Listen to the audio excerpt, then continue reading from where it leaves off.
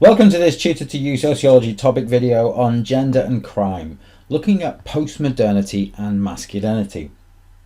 Sociologist Simon Winlow examined the impacts of globalization on masculinity in the 21st century in his work Badfellas, which was published in 2001.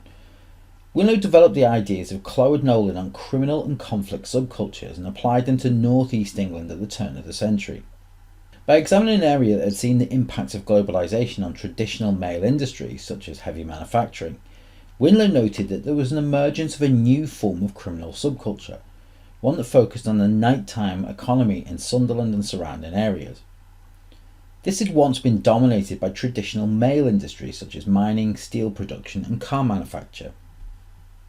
Winlow noted there had been significant impact on the economy of the Northeast from the privatisation of industries and the globalisation of heavy industry. This had disproportionately impacted on male employment in the area, with many traditional male industries in decline.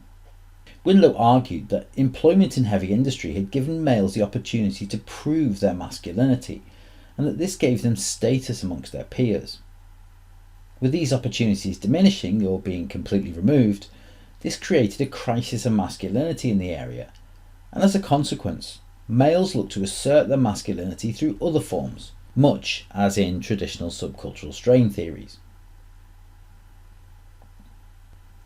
Winlow conducted his research through the use of observations. Working as a doorman in bars and clubs, he observed the activities of males in work and through sessions in the gym. Winlow noticed that males he observed saw the work on the doors as part of a viable career opportunity, and that they invested in these careers through working on their physique to maintain an image of physical dominance. Winlow referred to this as bodily capital, the value assigned to the appearance of being physically strong.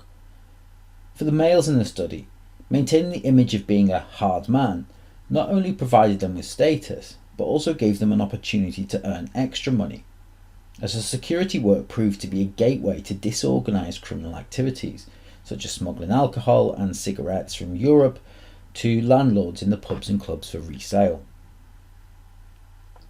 In order to be part of this industry, males were expected to maintain the image of being a hard man, and this brought with it a change of how masculinity was represented for those males. Previously, masculinity had been proved through working in heavy industry and being able to provide for the family, and now masculinity was portrayed through physical appearances. Bodybuilding turned from being a niche hobby into a career necessity, with the need to prove physical strength being key to success in the nighttime economy. The image of hyper-masculinity was used as a form of intimidation over others, giving the males status that had once come from employment. According to Winlow, the disorganised culture of smuggling cigarettes and alcohol developed over time to becoming more organised in nature, with legitimate firms organising security, whilst also being involved in protection rackets and the smuggling of illegal substances through networks that were established in Europe. The legitimacy of these profits was maintained by firms through laundering money through legitimate businesses, for example gyms and tanning salons. Over time, these businesses had developed from being a part-time pursuit into being a full-time career option, as part of an organised criminal subculture, as in Cloward Nolan's research, and one that had connections to global criminal enterprises. In evaluating Winlow's research, it's important to note the similarities between the illegal industries that Winlow observed and the criminal subcultures mentioned by Cloward and Olin. Winlow updated Cloward Nolan's ideas for the 21st century and the era of globalization. A more critical approach to examining the work of Winlow would suggest that bodily capital is not only reserved for males. With over a third of registered door supervisors in the UK being female and the growth of interest in female bodybuilding, it can be argued that physical strength is no longer the sole reserve of males.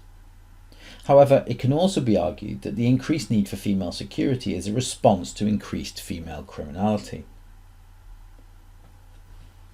Winlow's ideas also reinforce the work of Messerschmitt and Connell into hegemonic masculinity, with status being awarded to those that conform to the stereotypical masculine image.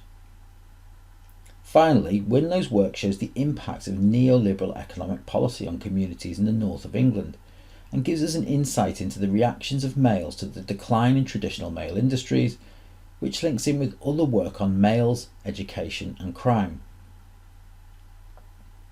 That concludes this Tutor to You Sociology topic video looking at gender and crime, focusing on postmodernity and masculinity. Thanks for watching.